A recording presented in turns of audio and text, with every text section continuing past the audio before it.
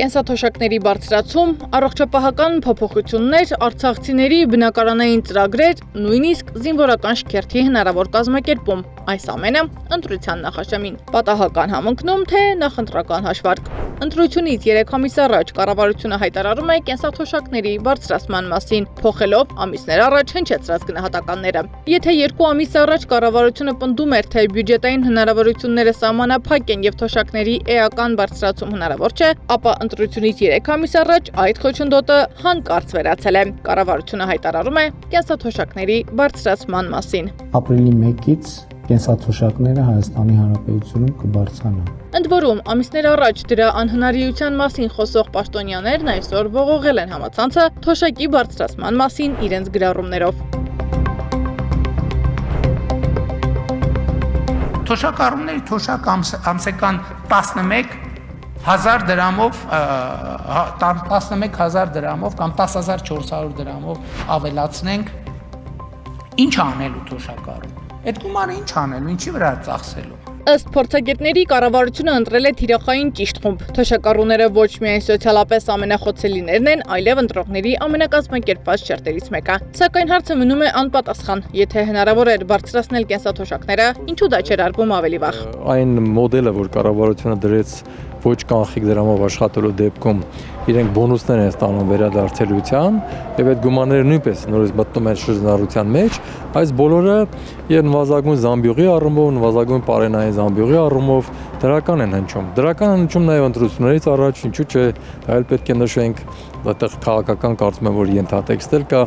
իհարկե ինքը շատ լավ փաթեթավորված է սոցիալական նպատակների շրջանակում։ Միաժամանակ փոփոխություններ են կատարվում նաև առողջապահության ոլորտում, պարտադիր բժշկական ապահովագրության համակարգի շրջանակում։ Այն կոչում են լայնածավալ բարեփոխում, թեպետ ըստ մասնագետների ծրագրի բացերն այնքան շատ են, որ միայն խճճել է այդ ոլորտը։ Մարդիկ գնում են, մտնում են բժշկի մոտ, ասում են ձրի է, գրի գնամ MRT անցնեմ, ձրի է, գնամ ԿՏ անցնեմ։ Ախր չի կարելի, ոչ բնակչությունն է պատրաստ, որ այդ ամենը ցուցումով պետք է լինի, ոչ բուժաշխատողներն են պատրաստ, որ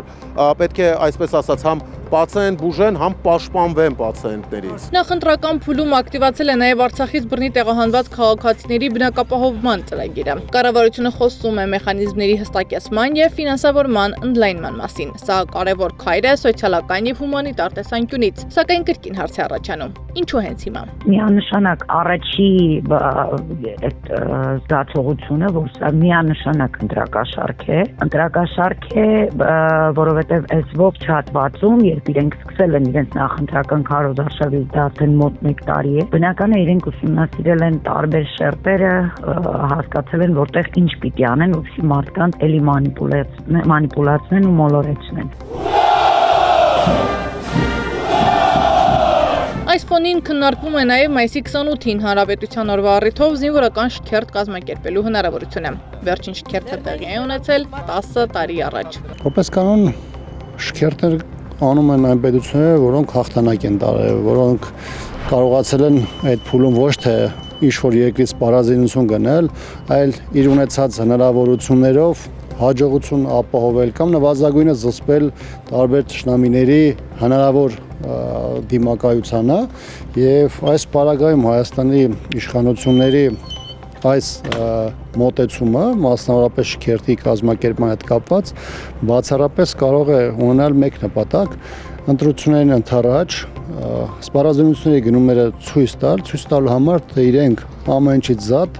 իրականացնում են նաև զինված ուժերում գնումներ։ Սա համակարգային երկարաժամկետ քաղաքականություն է, թե նախընտրական տրամաբանությամբ պայմանավորված քայլերի փաթեթ, որը դեռ պիտի համալրվի։ Զրուցակիցներս նկատում են, բոլոր բարեփոխումները լավ է, որ արվում են, բայց հնարավոր էր անել ավելի շուտ։ Իսկ հիմա այն տեղավորվում է օրինական ընտրակաշարք ասվածի տրամաբանության մեջ։ Սեդամ Ակաջյան, Էդիկ Մալաքյան, Աշոտ Բարբարյան, ABC Media։